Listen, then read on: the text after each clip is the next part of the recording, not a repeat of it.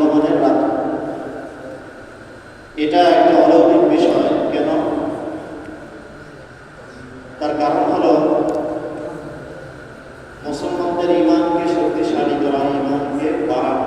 যখন অদৃশ্য বিষয়ে, অলৌকিক বিষয়ে সাহাবায়ে কেরামদের সামনে আলোচনা করতেন নবী, তখন সাহাবায়ে কেরামের ইমান বেড়ে যেত, ইমান বৃদ্ধি পেত। তো এই অদৃশ্য বিষয়ের উপর ইমান আনা আমাদের উপর খরচ। তো সবে মেরাজ কোরআনের পাকের দুইটি সূরা আল্লাহ তাআলা আলোচনা করেছেন। একটি হলো সূরাতুল বনী ইসরাঈল, আর একটি হলো সূরা নাজম। সূরা বনী ইসরাঈল সূরা 15 নম্বর পারা এবং সূরা নাজম হলো 27 নম্বর পারা।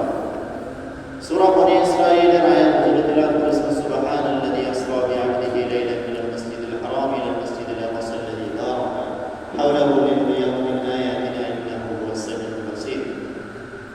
আর সূরা নাজমের আয়াত শুরুতে তিলাওয়াত করেছি। হাদিসে এই মেরাজের বিশাল আলোচনা এসেছে। এত বড় হাদিস পড়া যাবে না, ছোট ছোট আলোচনা সংক্ষিপ্তভাবে শেষ করে দেওয়া উত্তম। আর অনেক আলোচক আছে, তারা আলোচনা করবেন। তো নবী করিম সাল্লাল্লাহু আলাইহি ওয়াসাল্লামের এই শবে মেরাজটা হয়েছিল নবুয়তের 10 বছর, অর্থাৎ তার বয়স যখন 50 বছর, তখন হুজুরে বলেছিলেন যে নবীজির নবুয়তের ভাগ দুইটা, একটা হলো মক্কি জীবন আর একটা মদিনা। মক্কি জীবন নবুয়তের 10 বছর আর মদিনায় 13 বছর। 10 বছরের শেষ প্রান্তে এই শবে মেরাজটা হয়েছিল। কেন হয়েছিল? সাহাবায়ে কেরামদের উপর যখন কাফেররা জুলুম, নির্যাতন, নিপীড়ন চালাচ্ছে, যখন তাদেরকে বিভিন্ন জায়গা থেকে হেনস্থা শুরু হচ্ছে, খাবার বন্ধ করে দেওয়া হচ্ছিল, তাদেরকে বিভিন্নভাবে কষ্ট দেওয়া হচ্ছিল, তখন একবার নবী করিম সাল্লাল্লাহু আলাইহি ওয়াসাল্লাম ঈশার নামাজ বা হাতিমে কাবায় বসে ভাবতেছেন কি করা যায়, কি করতে পারি। ঈশার নামাজ বা যখন সবাই ঘুমিয়ে যায়, খাওয়া দাওয়া করে, তখন হাতিমে কাবা একটা গুরুত্বপূর্ণ জায়গা, যেখানে কাফেররা তাদের বহু বক্তব্য দিত, তারা পরামর্শ শোনা করতো। সেখানে এখনো আছে সেই জায়গাটা। তো সেখানে কাফেরদের বড় বড় যারা নেতা রয়েছে, তারা ওখানে বিভিন্ন আলোচনা করতো, ওই অনুযায়ী তারা চলত। ওই পরিপ্রেক্ষিতে নবী করিম সাল্লাল্লাহু আলাইহি ওয়াসাল্লাম একটু বিশ্রাম নিয়েছিলেন। তো হযরত জিবরাইল আলাইহিস সালাম আল্লাহ তাআলা তাকে পাঠিয়ে দিলেন যে যাও, তাকে আমার কাছে নিয়ে আসো। তো জিবরাইল আলাইহিস সালাম নবী সাল্লাল্লাহু আলাইহি ওয়াসাল্লামের কাছে এসে যখন বললেন, নবীকে উঠিয়ে নিয়ে প্রথমে আবে জমজমের কাছে নিয়ে গেলেন। আবে জমজম তো আমরা সবাই চিনি, যারা হজ করেছি তারা জানি, যারা যাবো হজে তারাও জানবো কোথায় আছে। তো আবে জমজমের কাছে নিয়ে যেয়ে নবী করিম সাল্লাল্লাহু আলাইহি ওয়াসাল্লামের বক্ষ মুবারককে বিদীর্ণ করলেন। পরে তার হৃৎপিণ্ড কল্পকে বের করলেন। বের করে স্বর্ণের পাত্রের মধ্যে রাখলেন। স্বর্ণের পাত্রের মধ্যে রেখে সেটা এই কল্পকে জমজমের পানি দিয়ে পরিশুদ্ধ করলেন, পবিত্র করলেন। করার পরে ওই হৃৎপিণ্ড কল্পকে কি করলেন? ঈমানি নূর দিয়ে পরিপূর্ণ করে দিয়ে আবার স্বস্থানে বসিয়ে দিয়ে বক্ষকে সেলাই করে দিলেন। হযরত আনাস রাদিয়াল্লাহু তাআলা ওই যে বক্ষ সেলাই করা ওটা দেখেছেন, তিনি এটা সাক্ষ্য দিয়েছেন। এখান থেকে পারা ছিল। ওখান থেকে আবে জমজম থেকে জেরুজালেম বাইতুল মুকাদ্দাসে নিয়ে গেলেন। ওখানে নবীদের সমাগম দেখলেন, নবীরা নামাজ পড়তেছে। হযরত মুসা আলাইহিস সালাম, ঈসা আলাইহিস সালাম, হযরত ইব্রাহিম আলাইহিস সালাম। তো নবী করিম সাল্লাল্লাহু আলাইহি ওয়াসাল্লাম ওখানে পৌঁছার পরে নবী করিম সাল্লাল্লাহু আলাইহি ওয়াসাল্লামকে ইমামতির দায়িত্ব দিলেন। নবী করিম সাল্লাল্লাহু আলাইহি ওয়াসাল্লাম নামাজের ইমামতি করলেন সকল নবীদের। সৌভাগ্যের বিষয়, তাই না? আমরা কত বড় শ্রেষ্ঠ উম্মত হইলাম যে এমন একজন নবী পেলাম যিনি সকল নবীদের ইমাম। আজকে আমরা ইমামদেরকে দাম দিই, খুব দুঃখের বিষয়। ওই ইমাম থেকে আমরাই কিন্তু ইমাম। যত বাংলাদেশের ইমাম রয়েছে, সারা বিশ্বের মুসলিমদের ইমাম রয়েছে, তারাই তো ওই নিসবতে ইমাম হয়েছে, ওই সম্পর্কে ইমাম হয়েছে। আজকে আমরা যথাযথ ইমামদেরকে সম্মান করতে পারি না। আল্লাহ সুবহানাহু ওয়া তাআলা ইমামদেরকে সম্মান, ইমামদের সম্মান বজায় রেখে তাদের সাথে আচরণ করার তৌফিক দান করুন। আমিন। তো ওখান থেকে বোরাক যাত্রা শুরু হয়। কোন পর্যন্ত শুরু হয়? সিদরাতুল মুনতাহা, বড়ই গাছ।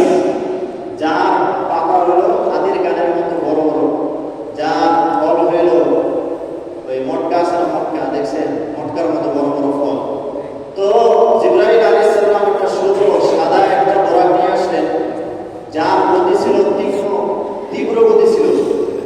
তার চোখ যত দূরে যাইত তত দূরে তার ঘুরিয়ে পড়ত। কি বললাম? তার ওই যে বোরাকের সেটা ছিল খচ্চর গাধার মতো দেখতে, তীব্র গতি। সেটার চোখ তার তীক্ষ্ণ নজর যত দূরে গিয়ে পড়তো, তার ওই বোরাকের খুর গিয়ে তত দূর গিয়ে পড়তো। এত দ্রুতগামী ছিল। এক রাত্রে ব্যাপার সেটা সেখানে তো আল্লাহ তাআলা জান্নাত জাহান্নাম অনেক কিছু কথোপকথন সহ অনেক কিছু দেখাইছে আল্লাহ তাআলা, ঠিক না? তো এক রাতের মধ্যে সব তো করা সব করতে হবে। এই জন্য এমন জিনিস দিছে যাতে অল্পের মধ্যে হয়ে যায়। ওখান থেকে সিদরাতুল মুনতাহায় চলে গেলেন। এর মাঝখানে কি হইল? সাত আসমান, আমরা জানি সাত জমিন সাত আসমান। এই সাত আসমানের সাতজন নবী আহলান সাহলান স্বাগত জানাইলেন। প্রথম আসমানে হযরত আদম আলাইহিস সালাম, আমাদের আদি পিতা, তার সাথে দেখা হলো। কার সাথে? হযরত আদম আলাইহিস সালাম। তাকে সালাম দিলেন, ফেরেশতারা তাকে আহলান সালাম সালাম সালাম জানাইলেন। হযরত আদম আলাইহিস সালামের ডান দিকে একদল লোক আর তার বাম দিকে একদল লোক। তিনি যখন ডানে তাকান তখন তিনি হাসেন, আর তিনি যখন বামে তাকান তখন তিনি হাসেন। তখন জিবরাইল আলাইহিস সালামকে জিজ্ঞেস করেন, কেন হাসতেছে, কেন কাঁদতেছে? তখন তিনি বললেন, ডান দিকে যারা রয়েছে তারা জান্নাতি, আর বাম দিকে যারা রয়েছে তারা জাহান্নামী। খুব দুঃখের বিষয় জাহান্নাম। তো দ্বিতীয় আসমানে কে ছিলেন? হযরত ঈসা ইয়াহইয়া আলাইহিস সালাম, দুই খালাতো ভাই। তারাও নবীকে স্বাগতম সালাম জানাইলেন। তৃতীয় আসমানে হযরত ঈসা আলাইহিস সালাম, যাকে পুরো দুনিয়ার অনেক সৌন্দর্য দান করেছেন আল্লাহ সুবহানাহু ওয়া তাআলা। সুবহানাল্লাহ বলুন। ঈসা আলাইহিস সালাম কি সুন্দর, যার কাহিনী আমরা জানি। অনেকেই জানি, আবার অনেকেই জানি না। চতুর্থ আসমানে হযরত ইদ্রিস আলাইহিস সালাম, তাকেও স্বাগতম জানাইলেন, তিনিও স্বাগতম জানাইলেন। পঞ্চম আসমানে হযরত হারুন আলাইহিস সালাম, তিনিও সালাম স্বাগতম জানাইলেন, দোয়া করলেন, এক ভাই এক নবী, পবিত্র নবী। সপ্তম আসমানে হযরত মুসা আলাইহিস সালাম, তিনি যখন নবী করিম সাল্লাল্লাহু আলাইহি ওয়াসাল্লামকে স্বাগত জানান, নবী করিম সাল্লাল্লাহু আলাইহি ওয়াসাল্লাম সামনের দিকে আগে ছিলেন, তখন তিনি কেঁদে দিলেন। তখন বিস্ময় হলেন নবী করিম সাল্লাল্লাহু আলাইহি ওয়াসাল্লাম। কেন কাঁদলেন? তখন কেঁদে বললেন, আমার পরে এমন একজন যুবক আসছে নবী হিসেবে, যার উম্মতরা বেশি জান্নাতে যাবে। এই বলে কেঁদে দিলেন, যার উম্মতরা কি বেশি জান্নাতে যাবে, আর আমার উম্মতরা কম যাবে। এই বলে কেঁদে দিলেন। আমি যদি এই নবীর উম্মত হতে পারতাম, আমার উম্মতরা যদি তাদের অনুসরণ হতে পারতাম। শেষ সপ্তম আসমানে ইব্রাহিম আলাইহিস সালামের সাথে দেখা হয়েছে। তিনি নবী করিম সাল্লাল্লাহু আলাইহি সাল্লামকে বার্তা দিয়ে বললেন, তোমার উম্মতকে গিয়ে এটা জানিয়ে দিবা, জান্নাত হলো একটা উপর জায়গা, তার মাটির সুগন্ধযুক্ত মিশকাম্বর, জানেন মিশকাম্বর? কস্তুরীর ঘ্রাণ। জান্নাতের মাটি থেকে কস্তুরীর ঘ্রাণ আসে, ঘ্রাণ। ওই জান্নাতের মাটির মধ্যে কোনো বৃক্ষ হয় না। কি হয় না? খালি ময়দান। কি খালি ময়দান? বলবা এই দোয়াটা করতে বেশি বেশি, সুবহানাল্লাহি ওয়া আলহামদুলিল্লাহি ওয়া লা ইলাহা ইল্লাল্লাহু আল্লাহু আকবার ওয়া লা হাওলা ওয়া লা কুওয়াতা ইল্লা বিল্লাহিল আলিয়্যিল আযীম। একবার সুবহানাল্লাহ বললে জান্নাতে একটা গাছ হয়, ওই যে বৃক্ষহীন জমিনের মধ্যে জান্নাতের মধ্যে একটা গাছ হয় আমার আপনার জন্য, ওইটা আমার আপনার সম্ভব। এই জন্য সুবহানাল্লাহ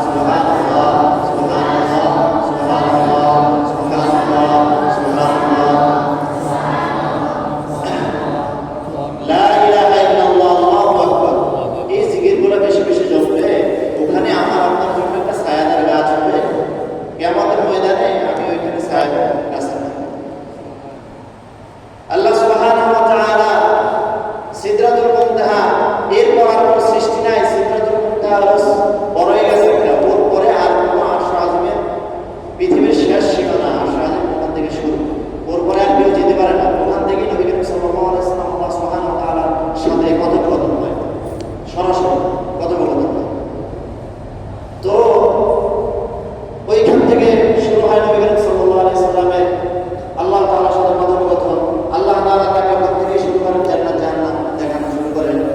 তো নবী করিম সাল্লাল্লাহু আলাইহি সাল্লামকে জিবরাইল আলাইহিস সালাম জান্নাত দেখাইলেন। জান্নাতের মধ্যে জান্নাতের নিয়ামত দেখাইলেন, কাউসার দেখাইছেন, জান্নাতের অবস্থা, জান্নাতবাসীদের অবস্থা সম্পর্কে তিনি জ্ঞাত হয়েছেন। ওখানে গিয়ে জান্নাতের নিয়ামত, জান্নাতের মাটি, জান্নাতের ঘরগুলো হলো মণিমুক্ত দ্বারা বেষ্টিত।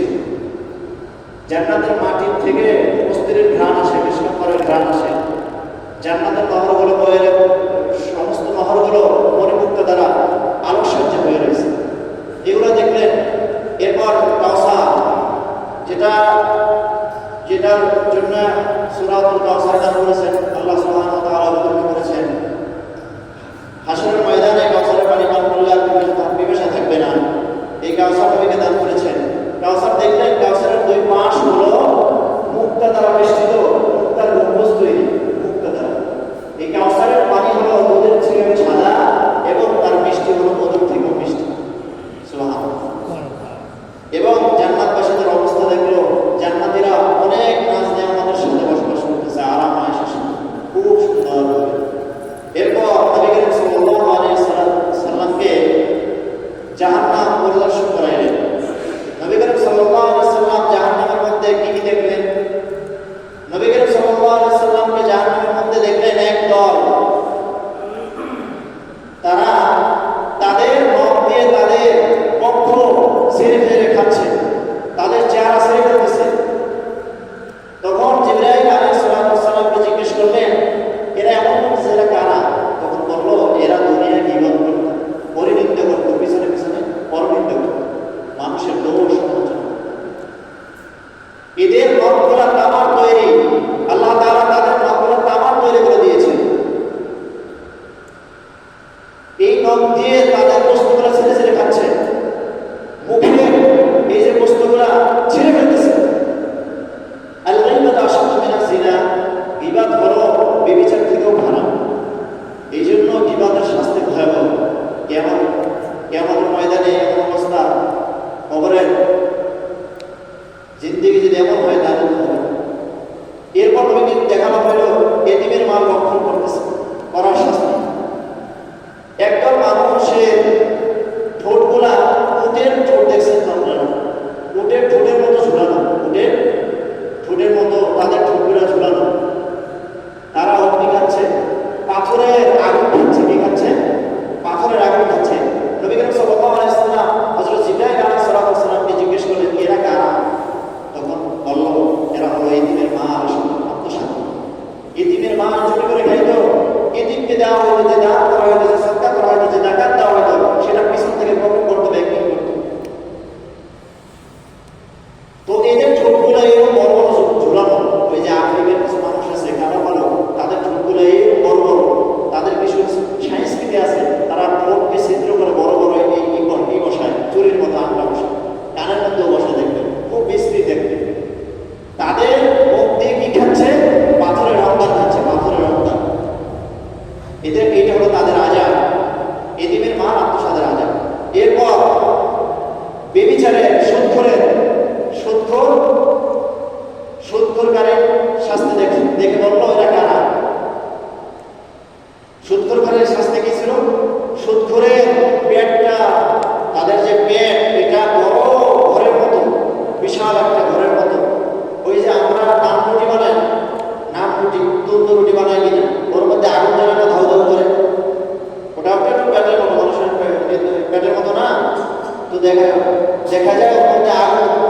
তো ওই যারা সত্য, তাদের পেটগুলো এরকম বড়, বিশাল, ওখানে আগুন জ্বলতেছে বিভিন্ন সাপ দিয়ে ভর্তি।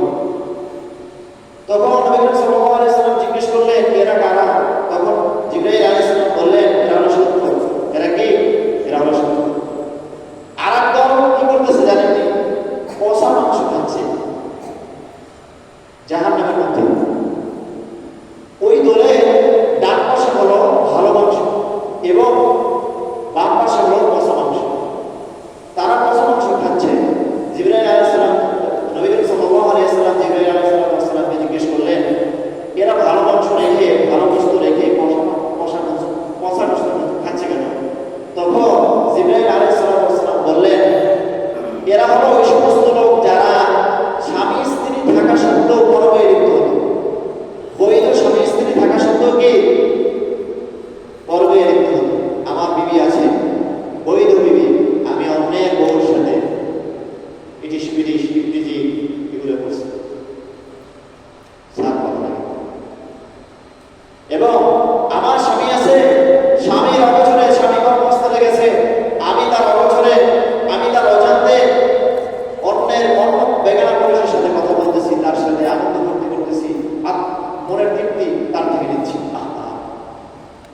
আজকে ঘাম জেলে মাথার ঘাম পায়ে ফেলে যে স্বামী ঘরের মধ্যে রিজিক নিয়ে আসে, খাবার নিয়ে আসে, পরিশ্রম করে ঘরের শান্তির ব্যবস্থা করে, সেই স্বামীর অবচরে আমরা অনেক স্ত্রীরা, অনেক মা বোনরা খারাপ কাজে লিপ্ত হয়ে যায়। কষ্ট। আজকে আমাদের মধ্যে দিন নাই, এই জন্য এই অবস্থা। আমরা শুধু নামাজ পড়লে হবে না, নামাজকে আমাদের ঘরের মধ্যে প্রতিষ্ঠিত করতে হবে। আজকে আমরা বাইরে চিল্লাই নামাজ প্রতিষ্ঠা করি, ইসলাম প্রতিষ্ঠা করি, দ্বীন প্রতিষ্ঠা করি, তরিকা প্রতিষ্ঠা করি, খানকা প্রতিষ্ঠা করি, মানুষের লিবাস প্রতিষ্ঠা করি, মানুষকে দান সত্য করি, ঘর ঠিক নেই। আরে ভাই, ঘরটা আগে ঠিক করতে হবে, ঘর ঠিক করে বাইরে ঠিক। এই জন্য আল্লাহ সুবহানাহু ওয়া তাআলা বলেছেন, নিজেও বাঁচো জাহান্নাম থেকে এবং তোমার পরিবার পাহাড়কে বাঁচো। এরপর একদলকে দেখলো তাদের মাথা পাথর দ্বারা চূর্ণ বিচূর্ণ করে দেওয়া হচ্ছে। তারা কারা? নবী করিম সাল্লাল্লাহু আলাইহি ওয়াসাল্লাম জিজ্ঞেস করে বললেন, জিবরাইল আলাইহিস সালাম বললেন, এরা হলো বক্তা। কারা? আলেম। এরা হলো বক্তা। কিছু আলেম নামের আছে না, জালেম।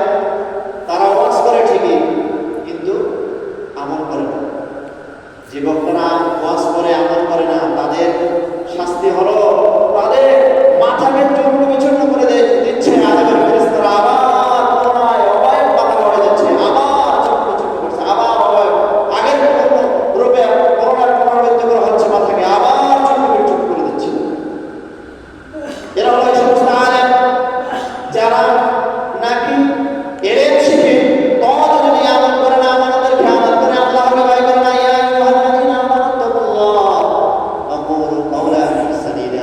এই বয়ান করে মানুষের সামনে, কিন্তু নিজের মনের থেকে আমল করে না, আমানতের খেয়ানত করে, তাকওয়া পরহেজগারি নাই, মানুষের সাথে ধোঁকাবাজি করে, মানুষকে ঠকায়। যারা যে সমস্ত আলেমরা, তাদের শাস্তি হবে এই ভয়ানক শাস্তি। এই জন্য মানুষ বলতে পারে শুধু পাবলিকের আলোচনা খালি আসে, আলেমদের আলোচনা আসে না? আলেমদের আলোচনা আছে, বহুত আলোচনা আছে, পার হয়ে যাবে সারা রাত 12টা পর্যন্ত ওয়াজ করে, ফজরের নামাজ কাজা হয়ে যায়। এমন আলেম আছে স্টেজে মেকআপ করে উঠে, লিপস্টিক পরে উঠে, লিপস্টিক। আল্লাহ তাআলা আমাদেরকে এই সমস্ত আলেম থেকে, এই সমস্ত জালেম থেকে আমাদেরকে হেফাজত করুন। আলেম চিনতে হইলে সর্বপ্রথম তার মধ্যে দেখতে হবে সহিহ কোরআন আছে কিনা, সিয়াসতের কিতাব পারে কিনা, তারপর তার কাছে গিয়ে নসিহত শিখা, তার কাছে গিয়ে উপদেশ দেওয়া। এর আগে যে তারা আপনিও গুমরা হবেন এবং আপনার প্রতিবেশীও গুমরা হবে, সেও গুমরা হবে। এরপর দেখলেন নামাজে অবহেলা করে, তাদের চোয়ালকে ওই যে আংটা আছে, লোহার আংটা, ওই যে সমুদ্রের মধ্যে ফেলে নকল করে, জাহাজ, তাদের চোয়াল বলে যারা নামাজ অবহেলা করে, ঠিক মতো নামাজ পড়ে না, নামাজ তাকবীরের সাথে করে না,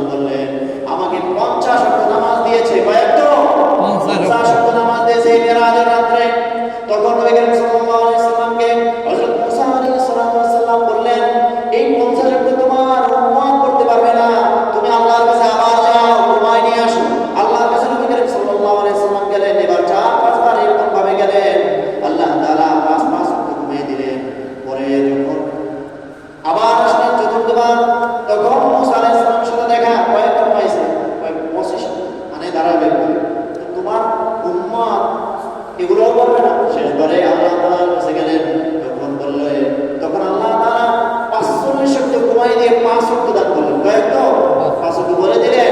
এই 5 শক্ত নামাজের মধ্যে ফরজ হলো 17 রাকাত। কয় রাকাত? এই 5 শক্ত নামাজ তাকিদের সাথে গুরুত্বের সাথে করবে, আল্লাহ সুবহানাহু ওয়া তাআলা 50 শক্ত নামাজের সওয়াব দান করবেন। সুবহানাল্লাহ। কয়েকটা নামাজের সওয়াব দান করবে? 50 শক্ত নামাজের সওয়াব দান করবে। তো নামাজের গুরুত্ব আমাদের মধ্যে অনেকেরই নেই। তো এরপর শিরিক থেকে একটা উপহার দিয়েছেন, উপরের থেকে যে ব্যক্তি ইসলাম ধর্মে ধর্মান্তরিত হবে, কালেমা পড়ে শিরিক মুক্ত হয়ে ইসলাম ধর্ম গ্রহণ করবে, আল্লাহ তাআলা তার সমস্ত গুনাহগুলো মাফ করে দিবেন। তো নবী করিম সাল্লাল্লাহু আলাইহি ওয়াসাল্লাম মক্কায় এসে সকালবেলা যখন এই ঘটনা সবার কাছে বর্ণনা করলেন, তখন আবু জাহেল ছিলেন না, তার ঘরের জায়গায় বর্তমানে টয়লেট ওয়াশরুম, খুব বরণ্য ব্যক্তি ছিল, খ্যাতনামা ব্যক্তি, খ্যাতি সম্পন্ন ব্যক্তি ছিল। তো এই আবু জাহেল, ওনার নাম ছিল, এই লোকের নাম ছিল এক সময় আবুল হেকাম। মানে আবুল হেকাম অর্থ কি? পণ্ডিত, পণ্ডিতের বাবা। পণ্ডিত সমাজের মধ্যে নেতা ছিল, নেতা। শুধু নেতা হইলে হবে না, ভিতরে মালপানি থাকতে হবে। কি থাকতে হবে? মালপানি থাকতে হবে। আজকে আমরা নেতাগিরি দেখাই, কত পাতি নেতা আছে, ভিতরে কিছু হুজুরদেরকে, মুসলমানদেরকে কষ্ট দিচ্ছে, নামাজীদেরকে কষ্ট দিচ্ছে, কোরআন পড়ছে তাদেরকে কষ্ট দিচ্ছে, মাদ্রাসা বন্ধ করে দিচ্ছে, মাদ্রাসা নিয়ে যত চুলকানি, ছাত্র নিয়ে চুলকানি, হুজুর আলেমদেরকে নিয়ে যত চুলকানি। এরা হলো বলে সমাজের নেতা। সেরা নেতা না, নেতা হলো যারা কোরআন জানে, হাদিস জানে, ইসলাম জানে, ইসলাম সম্পর্কে ধারণা রাখেন, তারা হলো সমাজের বড় নেতা। যদিও আপনি নেতা হিসেবে তাদেরকে সম্মান না করেন, আল্লাহ তাআলা তাদেরকে নেতা বানিয়ে পাঠিয়েছেন দুনিয়ায়। ওই যে আবু জাহেলের মতো অবস্থা করে। তা আবু জাহেল বিশ্বাস করতেছে না, হুজুরের ঘটনা বলছে, আমি একটু বলবো শুধু বিশ্বাসের স্থানের কারণ। এটা কি? এটা এই যে সবাই মেরাজটা আসলে কি, এটা শেষ করে দেবো 2 মিনিট শেষ করে। তো আবু জাহেল বিশ্বাস করে না, সবাইকে ডাকলো, কমকে ডাকলো, তোমরা আসো দেখি কি করে পাগলা কি করে, মাথাটাই নষ্ট হয়ে গেছে। কি হয়ে গেছে? মাথা নষ্ট হয়ে গেছে নাকি? এর কথার মতো সাইজ ঠিক নেই। পরে কমকে ডাকলো, দরবার সবাই আসে, মানে সব দরবার আসে, তখন ভিড় জমে এলো। তখন বললো, আচ্ছা ঠিক আছে, তোমার এই কথা আমরা বিশ্বাস করবো যদি তুমি কিছু বিষয়ে আমাদেরকে তথ্য দিতে পারো, সঠিক তথ্য বলতে পারো।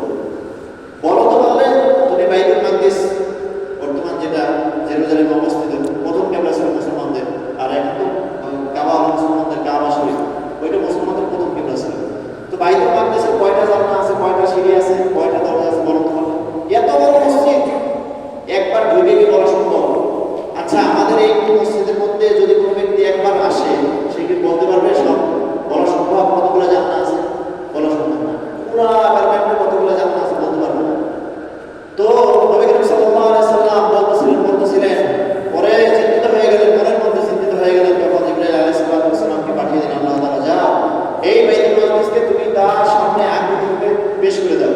তখন নবী করিম সাল্লাল্লাহু আলাইহি ওয়াসাল্লামের কাছে পেশ করে দিলেন, পুরো বাইতুল মাকদিস কাইনা ধরে রাখলেন। পরে নবী করিম সাল্লাল্লাহু আলাইহি ওয়াসাল্লাম দেখে দেখে তাদের কাছে সব বলে দিলেন, কিন্তু তারা আমাদের সবাই বলে দিয়েছেন। তারপর আমাদের এলাকায় আমি বিশ্বাস করি না, আমি তাকে মানি না, সে এগুলো সব পাগলামি করতেছে। কিভাবে? সে জাদু করছে, অদৃশ্যভাবে সে তাকে জাদু করছে, যেনারা তাকে জানাই দিচ্ছে, আমি বিশ্বাস করি না। তখন আবু বকর, সবাই চলে গেছে, আবু বকর চলে গেছে। আবু জাহেল ডাক দিয়ে বলে, আবু বকর তুমি বিশ্বাস করো? আমি আবু বকর রাদিয়াল্লাহু তাআলা তখন সাহাবী, তখন বললে, এর থেকেও যদি আমার নবী অদৃশ্য সম্পর্কে আরো কিছু জানায়, আমি তার সমস্ত বিষয়, অদৃশ্য বিষয়ের উপর আমি ঈমান আনবো এবং বিশ্বাস করবো। সুবহানাল্লাহ, সুবহানাল্লাহ। ওইখান থেকে নবী করিম সাল্লাল্লাহু আলাইহি ওয়াসাল্লাম আবু বকরকে সিদ্দিক উপাধিতে ভূষিত করেন। ওখান থেকে আবু বকর রাদিয়াল্লাহু তাআলা নামের শেষে হযরত আবু বকর সিদ্দিক রাদিয়াল্লাহু তাআলা ভূষিত হন। সত্যবাদী, এমন পরহেজগার, এমন সত্যবাদী ছিল, এমন সত্যবাদী মানুষ ছিল, এমন ভালো মানুষ ছিল,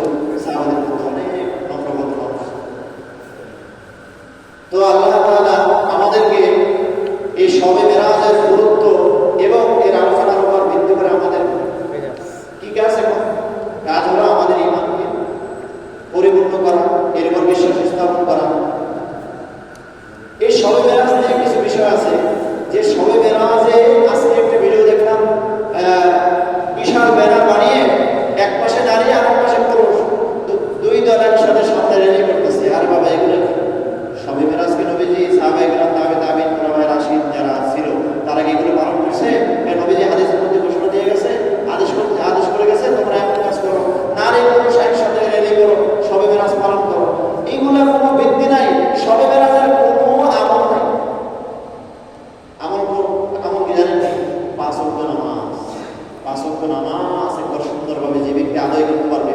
তার সমস্ত কিছু সুন্দর, তার কথা সুন্দর, তার চলন বলন পালন উঠা বসা সব কিছু সুন্দর।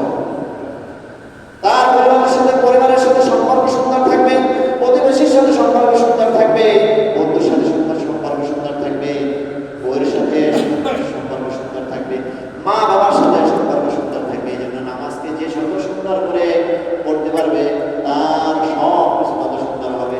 আমাদের ফেস ওয়াশ কি জানেননি? আজকে আমরা মেয়েরা পুরুষরা অনেক ফেস ওয়াশ করি, কিন্তু আমাদের ফেস ওয়াশ হলো 5 ওয়াক্ত নামাজের আগে যে উজু করি, এটা হলো আমাদের ফেস ওয়াশ। যত আর গুণা আছে সব ঝরে যাবে, হাতের গুণা চোখের গুণা সব ঝরে যাবে। এই জন্য নামাজকে পাবন্দের সাথে আদায় করবো। নামাজকে যেখানেই থাকি, আমি পৃথিবীর যে প্রান্তে থাকি, যে আনাচে কানাচে যেখানেই থাকি, আমি নামাজ আমাদের জন্য পুরা জমিনকে উন্মুক্ত করে দিয়েছেন সিজদার জন্য। আমাদের শেষ উম্মতকে নবী করিম সাল্লাল্লাহু আলাইহি সাল্লামের উম্মতকে কি করে দিয়েছেন আল্লাহ তাআলা? সমস্ত জমিনকে সিজদার জন্য উন্মুক্ত করে দিয়েছেন। যেখানে নামাজের সময় হয়ে যাবে ওখানেই মুসল্লি বেশি নামাজ পড়ে ফেলেন। নামাজ কাজা করা যাবে না, একবার নামাজ নিয়ে অন্যবেলা করা যাবে না। জেলের মধ্যে আছেন সেখানে নামাজ পড়া যাবে, আপনি এমন অন্ধকার খিটখিটে সেখানে নামাজ পড়া যাবে। কোনো কিছু নাই, মসজিদ নাই, বাড়ি নাই, কিছু নাই, বন জঙ্গলে ভরা গহীন জঙ্গলেও নামাজ পড়া যাবে, পাতার উপরও নামাজ পড়া যাবে। একটু খেয়াল রাখতে হবে কিন্তু আল্লাহ সুবহানাহু ওয়া তাআলা আমাদেরকে এই শবে মেরাজের যে ঘটনা, এর উপর আমল করার তৌফিক দান করুন, এবং সহিহ জিনিস বোঝার তৌফিক দান করুন, এবং বিদআত থেকে আমাদেরকে রক্ষা করুন। আমিন। আসসালামু আলাইকুম।